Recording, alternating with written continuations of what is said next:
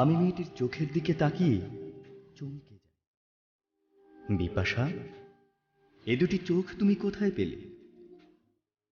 মেয়েটি দিশেহারা। বুঝিবা আমি কিছু একটা কেড়ে নিতে হাত বাড়িয়েছি। না না বিপাশা, তোমার চোখের মতো মায়াবী দৃষ্টি, তোমার ভ্রুর মতো অব্যর্থ ধনুক, তোমার পলকের মধ্যে যুগান্তের পথ পরিবর্তন একমাত্র ভাগ্যবান ছাড়া কারো সামনে আসে না। যেন একটা চীনা হংসী চিবুক বাড়িয়ে দিয়েছে আমার টেবিলে। আমি নির্লজ্জের মতো বিপাশাকে দেখি। মুখে যদিও বলি, বিপাশা, তোমার নাম বিপাশা কেন?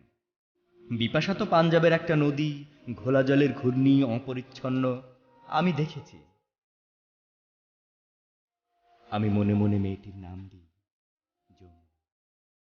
যদিও মেয়েটির রং কালো, ভাবি আমার সামনে কৃষ্ণ মাধবের প্রেমিকা রাধা। ও বাঙালিনী রাধা, ও যমুনা, ওই দুটি চোখ কোথায় পেলে?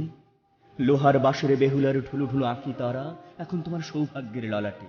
আমি প্রেমিক ভাস্কর ফরহাদকে পাথরের উপর স্থায়ী কালো মিনি আঁকতে দেখেছি সিঁড়ির কালো আঁকি পল্লব। মরুভূমির এক দ্রুতগামী উষ্ঠির পিঠে ধাবমান লায়লার চোখের কথাও আমি জানি।